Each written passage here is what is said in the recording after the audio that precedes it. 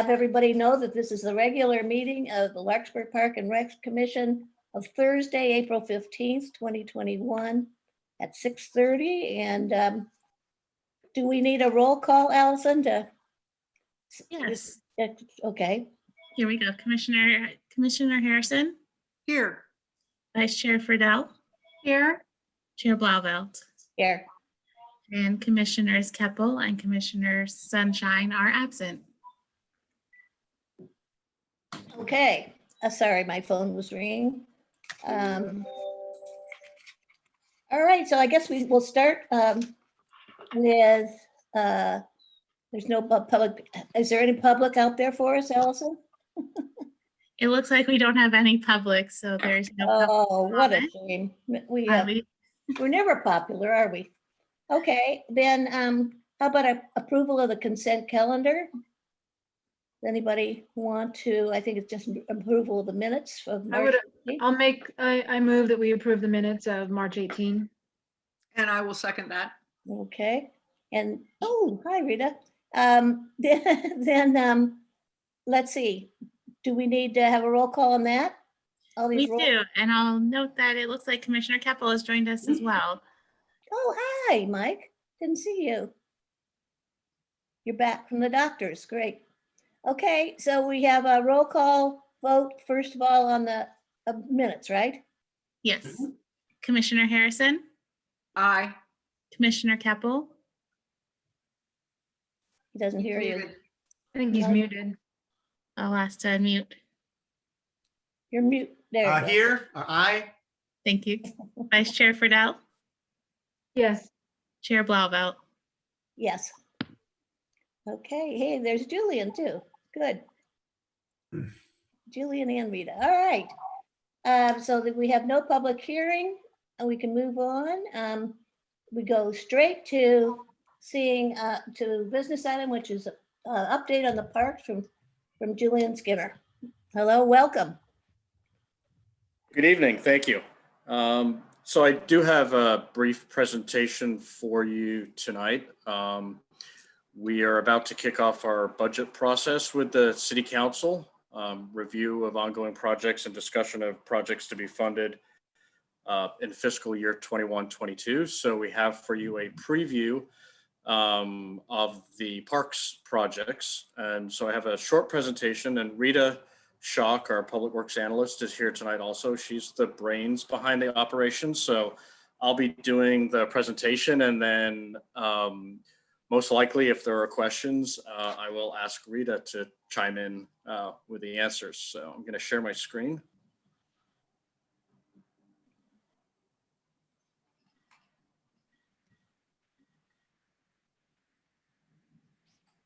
Very nice.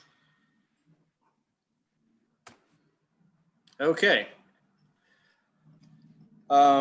So this is a presentation focused on the parks projects that are in the capital improvement program. We'll just do a quick recap on this year's CIP and where we are with those projects, and then delve into what we're proposing for next fiscal year. Then we'll look at the projects in a little more detail, both the projects we're doing this year and the projects that we're proposing for next year. Then we'll take a look at the overall CIP. We do a 5-year forecast. When we go before the council, they only allocate funds for the upcoming fiscal year. So they'll only actually be approving those appropriations for fiscal year 21-22, but we do show projects in years 2, 3, 4, and 5 for planning purposes. And then we'll also talk a little bit about funding and where does the money come from for our parks projects, because that's an important part of programming this out and planning the projects. So this is a snapshot of the budget as it was approved last year. So these are the parks projects. The first 4 rows are projects that are active, that some work has been started on, and then the next 3 projects listed are ones that as of the time of budget adoption last year, they had not been started, but they were included at some point in the 5-year program. So I'll go into a little bit more detail in some of these, moving on. The Piper Park picnic path picnic and pathway improvements is a project that we've been doing little bits of pieces on over time, and we've actually got another piece coming up. The park signs, we kicked off and did the design, and we did the one sign over at Neighborhood Park, but we don't have any other signs planned at the moment other than in conjunction with, say, Niven Park, which is the next project on here. Niven Park will get a new sign when we do Niven. But at some point, we were planning on doing a collection of the rest of the signs that are left, and that's why that project is in here. And then Piper Park Volleyball is also a project that we have a construction bid for now that should be upcoming. So this is what we're looking at for next year. There are a couple of changes versus what was proposed in the 5-year plan last year. One of the most notable ones is the first project that's in the list here, Hamilton Park. Initially was in year 3 or 4 in an out year in the CIP, but we did have a private donor who came forward and pledged some funding to do a design of improvements there, and then ultimately to do the improvements too. And so we're working with them. And based on the prospect of that funding coming in, we're moving this project forward. Typically, we schedule these projects based on when the bulk of our funding comes in, and this project was not going to get funded till later, but the private donor changes that. So we're looking at pulling this forward and putting a placeholder of about $100,000 in for construction in 21-22, and this would all be from the private donor. We're going to fund it this year. We're going to do a budget amendment into this year's budget to put an initial $10,000 of private funds into that project to start the design process. We need to get a concept design and then do some plans and some bidding documents so that we can have a contractor bid ultimately on those improvements. The next project on the list here is a park sign improvements. This is unchanged, so it's had some prior funding. We're not planning any funding this year. I should have mentioned the columns here. The column that's in bold that says proposed 21-22 funding. Those are the proposed funding actions we'll be asking the city council to make when they adopt the budget. So the $100,000 in private donation for Hamilton, nothing for park sign improvements, but it does have some money in the outer years. But the main project that was planned for this year, and we still plan to do it, is the Niven Park improvements. You may recall it was to be funded last year, but we took that money out of the project when we adopted the budget ultimately due to the uncertainties of budget funds that were going to come in due to COVID. And so city manager and our city administrative services manager have been crunching numbers all year, looking at sales tax numbers. And we feel that we're in a position now where we can fund this project this year. So we've put Niven back in the mix, and we're planning to fund it this year with the $95,000 that would be required for that construction project. The next two projects that are listed here wouldn't have any funding next year. They're funded this year. We're just leaving them in because we're not sure if we're going to finish the actual construction work this year, so they may carry over into next year. But both Piper Park Volleyball and Piper Park Picnic and Pathway have funding this fiscal year, and we just received a bid, and we're actually going to do a budget amendment this year to make sure there's enough money in those projects to complete them. And again, I've got more detailed slides on these, but this is the overview of the budget. So when we go to council this year, those two projects that are in bold would be projected to receive funding this year. The other projects have been started, but there's no funding proposed this year. And then the projects down at the bottom, no work has been done to date, but they will be in the budget as a future project. That's Greenbrae School Park and Heatherwood Park Phase 2. And so one of the questions is, how do we decide on these projects? Where do they come from? So a lot of it is feedback we get from the public and from meetings like this. And then the base documents is the mini parks action plan that contains proposed improvements at each of the mini parks and the greenways.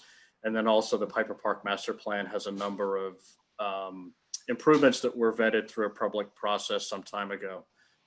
So these are the foundations for us coming up with the projects in the 5-year plan. And then obviously we use your commission to get feedback on priorities as well as that from the public, because none of the improvements in these documents are prioritized. There's a list of however many improvement projects. And so we work with the public and yourselves to prioritize and arrange them in the 5-year CIP. So drilling down into this year's project. So I mentioned the Piper Park picnic area. So Rita's been working with a consultant to get this ready for bid, and she went out to bid, and we have selected a contractor, and we're scheduled to go to City Council next Wednesday to approve that contract. So this is for some shade sails and shade trees at the picnic area. You may recall as part of this project previously, we purchased the concrete picnic tables that you see in the photo. And so this is the next phase of that project that would install some trees and some sail shades for some much needed shade at that picnic area, in addition to constructing a stage and then an ADA path to connect the park pathway with the stage. And then the total cost based on the low bid and a contingency allowance is $70,000 for those improvements. The other project that's scheduled to go this year is Piper Park Volleyball Court number 2. And so this is a photo of both volleyball courts in Piper Park. The one on the far side is volleyball court number 1. That was improved some time ago with better sand, better net and post system. The one in the foreground is the older volleyball court. And so this project proposes to renovate that near volleyball court so that it matches the one that we improved a few years ago. If you've ever been out there and noticed, the old volleyball court does not get much use at all. I'm not a volleyball player, but it's a marked difference from one court to the other, just the difference in the sand.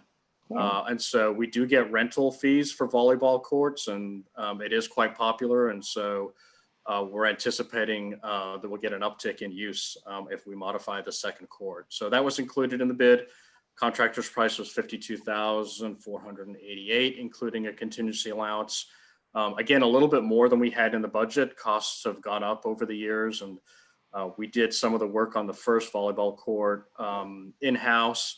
And so the price is a little bit more based on the time that's lapsed since we did the first court. So that is part of what will be going to City Council next week, is approval to award the picnic area and the volleyball courts, along with the budget amendment to add funds to complete those projects.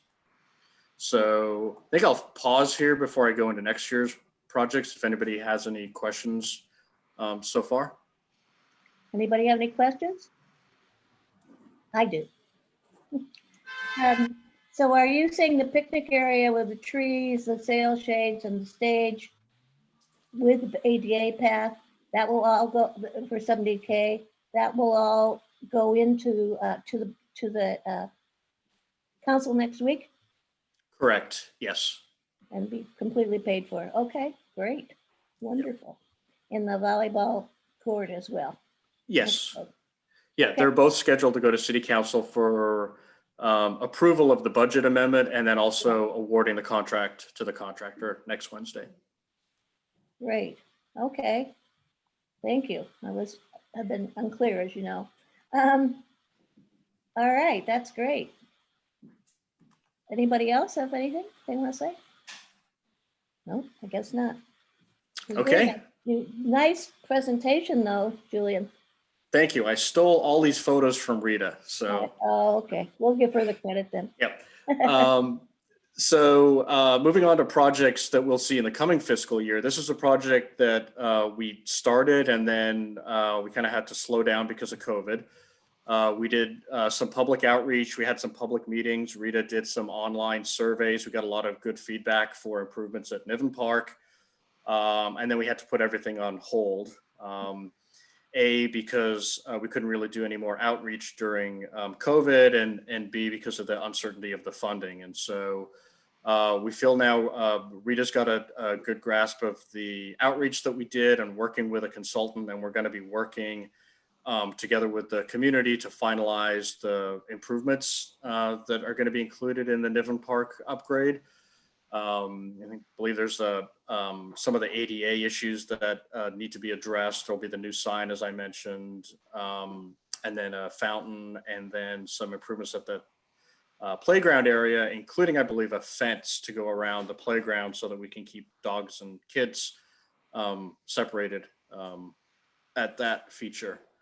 So the proposal for next year's budget is to include the funding for construction. So we'll go through the process of finalizing our concept design into a design and then putting the bid packet together. And kind of depending on how long that process takes and where we land, that'll either be done late this year or it'll be done early next year, but in the fiscal year 21-22. The other project that I mentioned, and I should mention, that was the funding for that project is the County Parks Measure A. So I'll talk a little bit about all of the funding sources in a few more slides, but the Niven is funded by County Parks Measure A, which is our traditional funding that we use for park improvements. This is the Hamilton Park project that was, as I mentioned before, kind of in one of the outer years, but somebody did come forward with funding, and we don't like to turn people away that want to pay for public improvements because we have very scarce funds for those. So they have already signed an agreement with the city to pay for the design. So we have that, and we'll be embarking on that. This is more of a passive park. It's a pathway. There's landscaping, there's some benches and a picnic area. And so Rita's going to be working with the donor and then with the Mini Parks Action Plan that outlines the improvements that were to take place at Hamilton. We'll get through the design process and get a construction estimate. And then at that point, we'll be hopefully entering into a funding agreement with a private donor to come forward with the funds to actually do the construction work, the improvement work. That'll be by what? I'm sorry. And you hope to do the construction by? I don't know that we have a timing on that, Rita, Okay. unless you have an expectation from the donor on what kind of pace they're anticipating.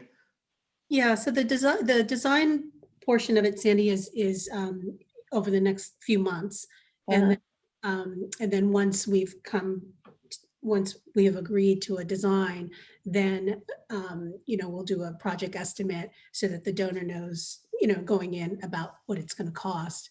And really, they want to move forward sooner rather than later. So, maybe by summer or fall. Wow. Yeah. Great. I mean, that's really wonderful. Kind of, and they don't want to be recognized. Is that correct? I think they do. I think when I talked about it a couple of months ago, it was still, we hadn't come to an agreement yet, so I didn't feel like it was proper to say their names. But I think I mentioned it's a family whose child died very tragically in a playground or a school accident. And so the way that she phrased it to me the other day, which I thought was very, very touching. She said, part of the, after the accident, there's a lawsuit involved with the school, and the way she said it, she says, we're really looking forward to moving on this project because it's a way for us to focus on his life rather than his death. So I think it's for them, it's a very healing project. It's a nice balance. It's a good, much needed balance for them to be able to do something, because there's a whole lot of things that they want to focus on in the park. Primarily there was a kind of a connection with hummingbirds, and so they want to do some plantings that are California natives that attract hummingbirds. Thank you. That's lovely to hear. So this is another view of the CIP that actually shows the 5 fiscal years in the plan. Again, each row here is a project that we've talked about for the most part. And then the green column is this year, that's year 1 in the 5-year CIP. And then it goes through fiscal years 22, 23, and then all the way to 25, 26 would be year 5 in our CIP. So this kind of shows, this is where the priorities come into play. So you can see that Niven and Hamilton Park, as we discussed, will be this year. The next project that we have penciled in is Heatherwood Park Phase 2. So that would be next fiscal year. And then, as I mentioned, we did do the design for the park sign improvements, and we kind of want to keep with that momentum and not push them off down the road and finish off with those park signs. So we have that penciled in for 23-24. And then Greenbrae School Park hasn't been improved in some time. So that would be the next park project that we have looked at. And then after that, we've pretty much touched most of the parks. It's basically would be Centennial or the Greenways. And I've just put the Greenways in here kind of as a placeholder because I think it's probably the most bang for our buck. There's 3 Greenways throughout town. And they're, again, kind of passive parks. So this would be installing, maybe some better benches, some more benches, some upscale landscaping, or maybe making these greenways, a more attractive place for somebody to stop and take a rest or take a photo or whatever as they kind of meander through town. So again, that's year 5. So we definitely don't need to spend a lot of time discussing the merits of that. But I do like to fill in all 5 years of the project. And, certainly if, it's appropriate to have discussions about the priority order we have the projects in. And if there's, a consensus as, some of these projects should maybe go before the others. It's certainly appropriate to have that conversation at this time. The other thing I will mention as a caveat here, where I'm about to go to the funding slide, is I have asterisks on every project after this year because our funding source is very much in the air moving forward. I'll come back to this slide so we can have a discussion about priorities. But this chart here shows where our funding comes from the parks project. So again, here, each column is a fiscal year. So I'm going back to fiscal year 16-17 here. The first 2 rows are primarily where our parks money comes from. So this doesn't include private donations. And we have had some of those in the past too. Some of the work at Heather Park was done with private donation. Yeah. And the Larkspur Community Foundation has provided funds for some of our projects too. This is regular flows of money that I'm showing here. And so the first category here is development fees. So if anybody develops a project in the city that creates a dwelling unit, so a house or a series of houses, townhouses, there's a fee in the municipal code that they pay for the impact on the city parks. If there's a development that's big enough, in theory, it would include a park as part of the development. And so this in lieu fee is basically designed to account for the fact that this new development is not building a park for its new homes. So it's paying its fair share into the other parks in the city. And as you probably know, there's not a whole lot of new development in Larkspur. So these fees are pretty small. You have to go back to the Rose Lane development to see any kind of sizable amount of funding in this category.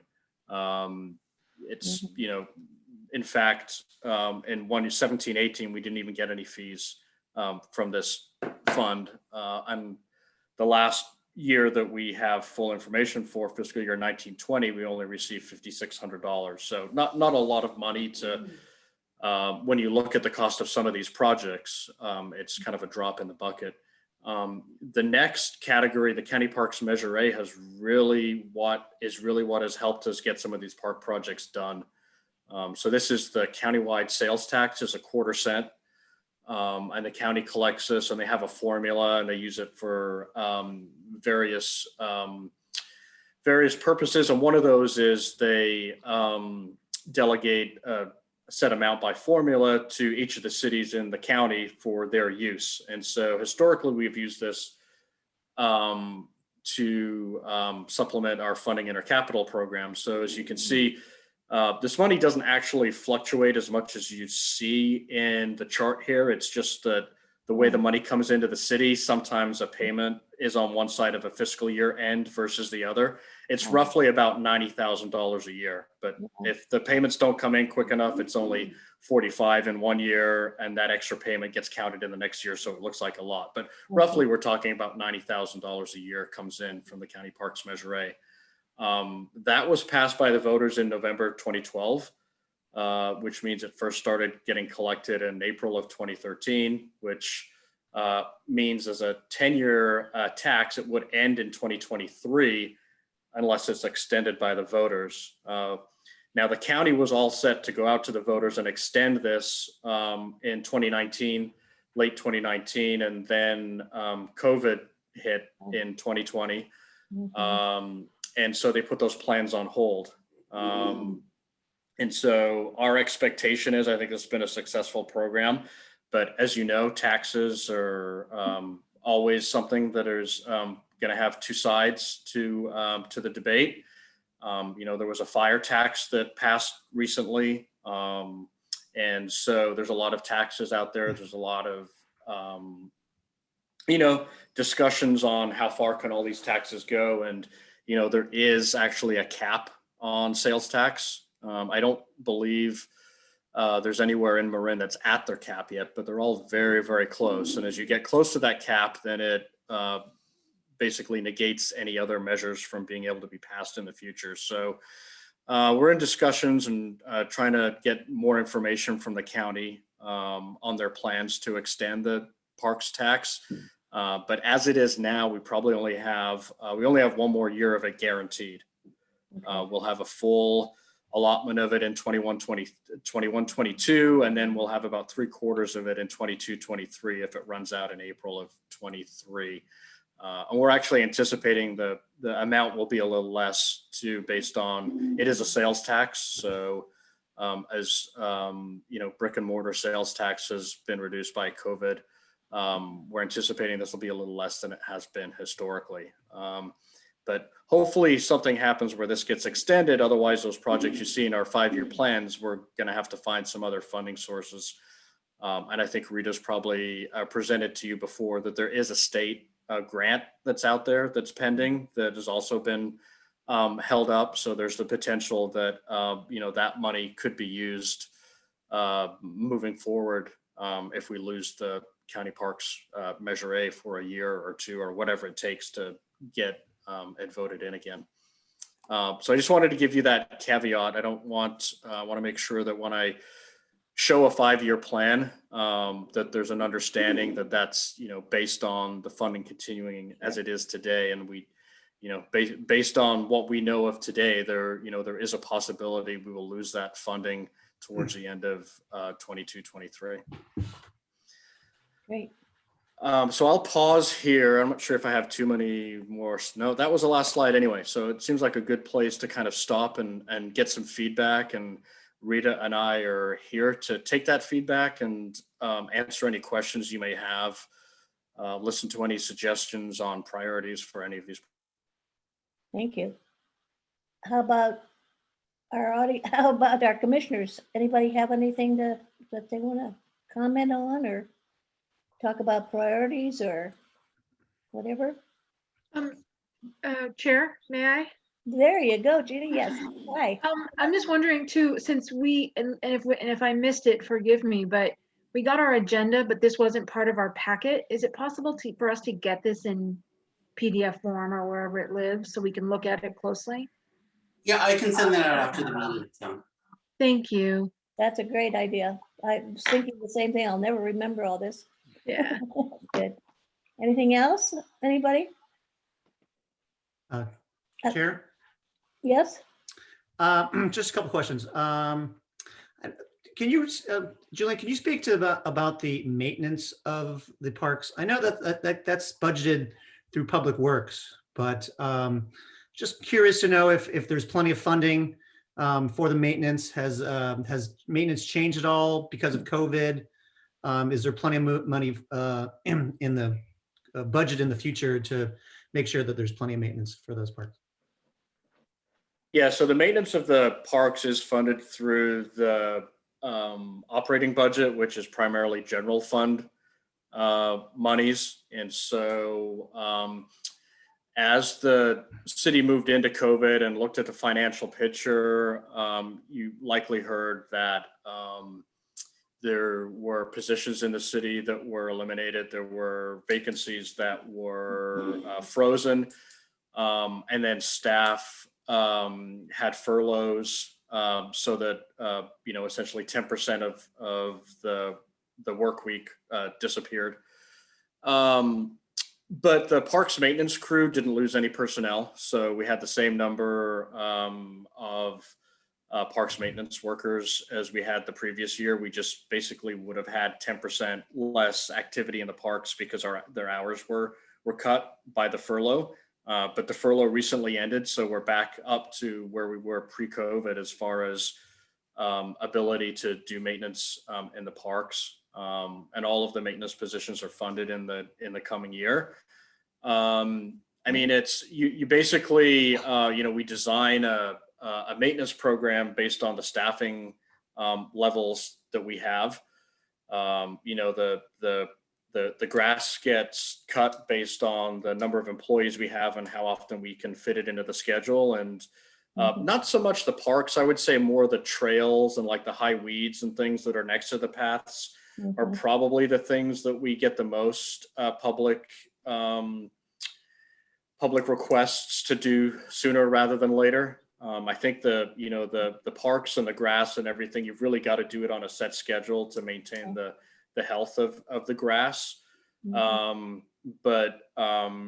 Yeah, it's, you can always use more people to do kind of more things. I think, there's routine maintenance, and then there's our capital projects, and then there's oftentimes there's a little things in between, like the little smaller projects that we just don't really have time to do. If you had an abundant maintenance staff for the parks, then you would be able to have staff do some of those in between projects that were outside of the normal routine maintenance work, but not big enough to be a full capital project where you would hire a contractor. So I think where we're at, we're good at keeping up with where we need to be.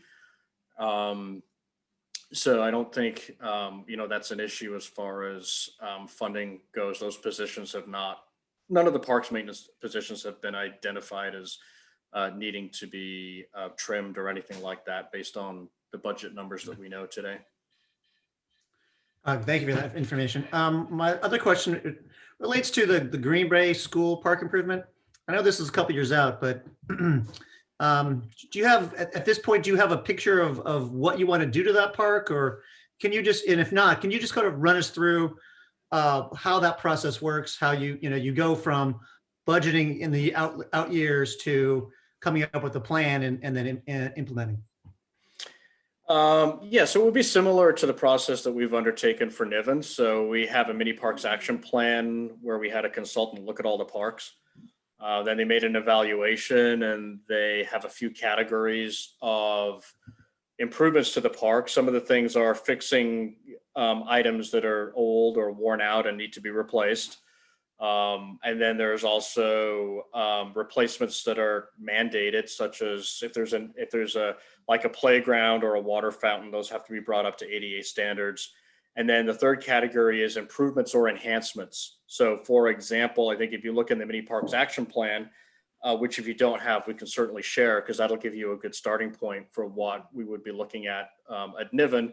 I believe it has a shade structure in it, which doesn't exist today. So that would be a new improvement or an enhancement at that park. And so typically what we would do is we would start with the mini parks action plan that lists all of these items. And then we would have a public workshop where we would engage the community and say, this is what, a consultant said would be a good improvement at this park. What are your thoughts? What are your feedbacks? And it may be that we don't have money to do everything that was in the mini parks action plan. And so we're also looking for priorities from the public. And so we take that information, we would match that with the budgeted amounts that we would have, and we would do a concept design, and then we would get buy off on the concept design and then move into construction. So I would say we would, if you were to look at the mini parks action plan, For Greenbrae School Park, you would probably have as much information as Rita and I do at this point, because it is in a few out years. You know, Rita may have already have been looking through it and brainstorming and maybe a little bit ahead of the curve versus where I am.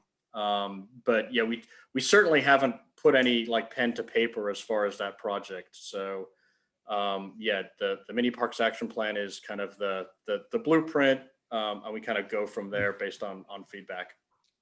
Okay, I think I do have a copy of that mini parks action plan. So I'll look at that. And if I have any follow-ups, I'll get back to somebody. Thanks. Okay. Anybody else have a question on this, or any idea? I guess the other thing Julian mentioned was, are the priorities as you'd like to see them, or would you like to discuss that?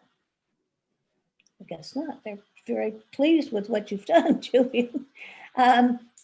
Anything else at all from anybody? No? Julian, are you done now with your presentation? Yeah, so I don't believe we set this up as an action item. So I'm basically looking for general feedback. And then when we take this item to the city council for their consideration, we'll report back that this was reviewed with the Parks and Recreation Commission, and there were no objections to the plan moving forward as we had presented. Good way to put it. Is that everybody in agreement with that? Yeah, that's great. I'd like to say we really appreciate the time you're taking to go over this with us, because we have all these questions and, you know, not quite sure what to do. You're so clear in how you present it. I appreciate it. There we go. Well, Hey, you're welcome, and don't feel like you can only ask me to come at budget time. If you know, you'd like a mid-year update, or there's lots of park activity going on, or there's a new parks grant that you hear about, Rita and I are more than happy to come and have conversations. Perfect. Great. Thank you. Thank you. Yeah. Appreciate that. It's just, you've just done a wonderful job managing all this, despite your real headache, which is the bridge, right? How's The that coming? bridge and the paving, lots going on, although not much going on the bridge Bridge now. these days. They've got to wait to get back in the water till June. So Till got a little breather. Babies are nested and all that stuff, right? It's the June 15th date is driven by the migrating, the fish, the spawning fish. So it's the steelhead season. Yeah. Okay. Well, good job there too. Oh, what a headache. So this is like lovely. Anybody have anything else they want to add or ask or comment on? Then we just want to genuinely thank you, and Rita, who we know well. She shows up a lot and it's wonderful. Thank you. But we will ask maybe to have you guys come more often if everybody wants that. Yeah, right? Okay. Thank you. All right. Thank you. Thank you. Thanks, Julie. Thanks, Rita. So do we say goodbye to them, and they? Yeah, they're free to go if they like. We don't have too much more to say except director's report and commissioner's reports. Okay, so yesterday we met with the recreation directors across the county. A lot of us are really looking with anticipation of the new June 15th date. Every time we change tiers, they change the rules on us. This has happened when we went from red to orange. A day later, they changed all the rules on us. So we're expecting again next week.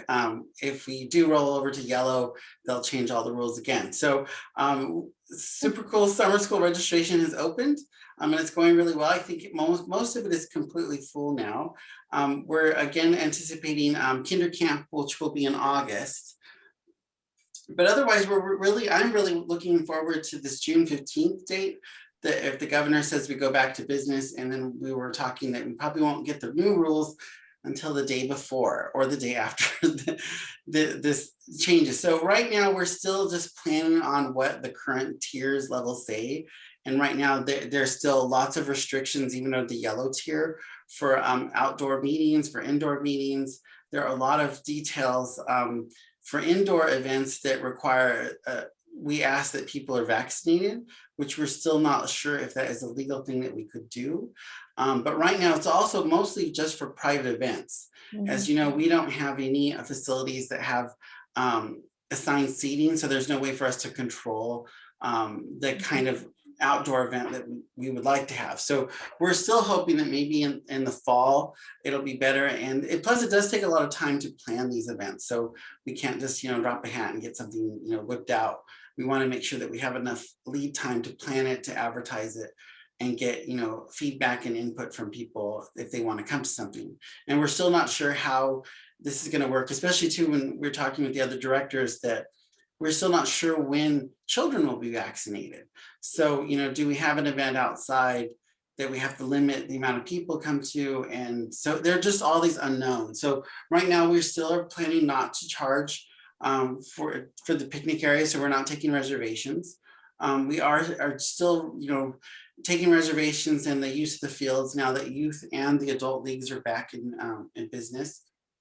So those should be, I think, have pretty much filled up and booked everything at the moment. So we've been doing really well at that. But otherwise, we're just waiting to see what happens. We're still working on the budget. I got some feedback yesterday from the city manager. So I'll update our goals. But one of me and Nick's goals is still to, get some more staffing to help Nick out, especially as summer gets closer. And then we're just gonna see where things fall. But so far, like I said, last time the city is looking, it looks like we're doing much better than they anticipated. And as Julian said, so some of the projects that they had planned will go forward.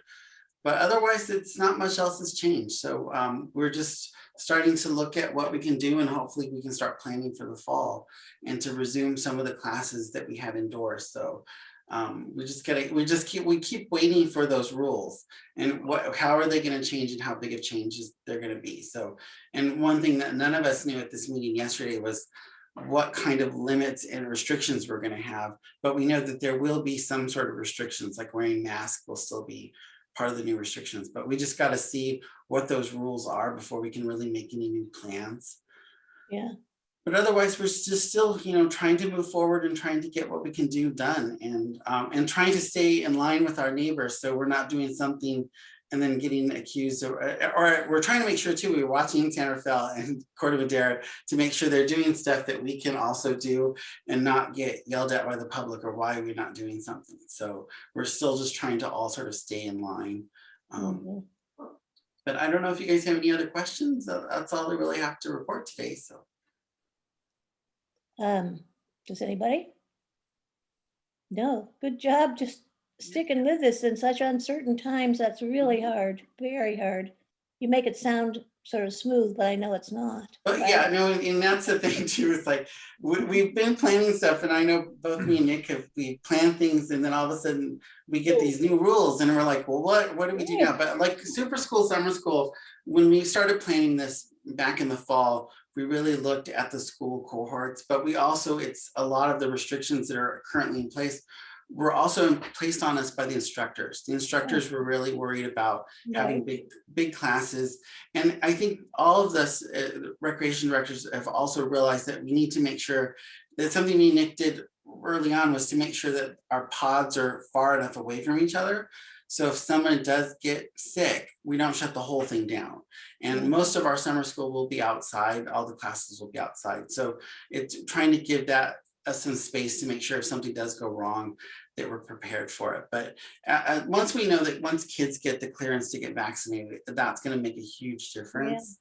But so far, all the instructors have been vaccinated. Nick's fully vaccinated.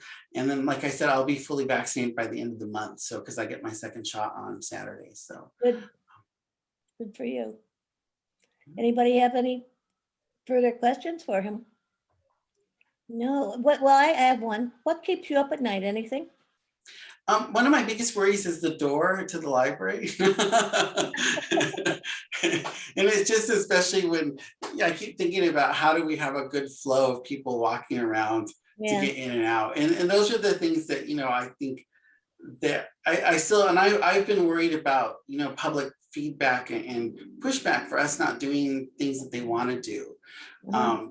But the city managers assured me that we're just going to continue to move slowly because, and that was the other thing I was talking about yesterday, was like, you don't want to move too fast and then something goes wrong and we have to do a full U-turn and full shutdown. Yeah. Because, you know, like I keep telling people, I thought we were just going to be closed for a few weeks. And I had all these plans for us to reopen and get back to business, but it's been over a year now. And it is still, we still worry about if we go too quickly and something happens, or if there's another wave and the county shuts us back down, Yeah. then we, you know, people I think would be more upset. So as long as we just continue to move slowly, like I said before, me and Nick are looking towards the fall to things to get better, but we know by next summer things will really be back to normal, as normal as they'll ever be. But we'll have a bigger summer school, and we'll have things again like we used to have. So, because we are looking forward to that, and we know people are ready to get back together, but we just have to slow down and make sure that we do it safely. Good. Thank you. Any questions You're welcome. from Franklin? Okay, then I guess we now go on to commissioners' reports. Any of those? No, no, no, no. Okay, I would like to ask Rita if she's still there. I don't know if she really is still there or not. Are you still there, Rita? You Yes, I'm are. here. I forgot to ask Julian, the Piper Park stage and path and so forth, and he's taking next week to the council. When does he expect, or you expect that to be completed? Oh, I forgot well, to ask. let's see. Once council approves it, then we can get into contract, and Yeah, that takes Yeah. a couple of weeks.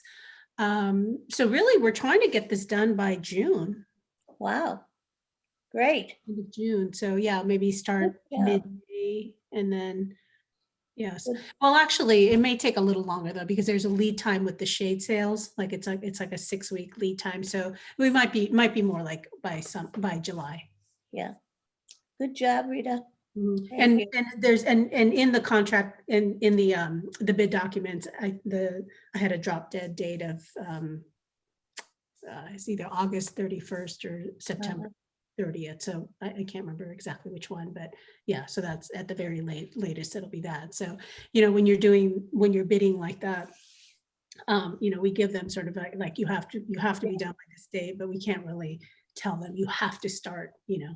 Right. Or Yeah. you can, but that sort of sometimes it ends up driving the price up. So Yeah, right. a little bit more Yeah. flexible. I understand. Okay, great. Well, good job. Thank you. Anybody else have anything to say? No praises? No. Shout outs? No, no. This is an uninteresting group sometimes, huh? Okay, I think, let's see, to adjourn, we need to adjourn the meeting, I think, right? Somebody want to make a motion? Please? I'll make a motion to adjourn. Okay. Give a second. I'll Anybody? second. Okay, and Allison, do you need to roll call this one? We Oh, don't. Julian, you're still there. Good. Thank you. I wanted to double thank you because you zipped off and I didn't have a chance to say thank you. Here we go. We're all, what'd she say? She needed to, No, you didn't need to vote. You're No, good. okay. So okay, great. Well, thank you, everyone. And Julie and Rita, it was so helpful. We really appreciate it. Thank you. Thanks. Thanks, guys. Okay, you're Bye, welcome. everyone. Bye. See you next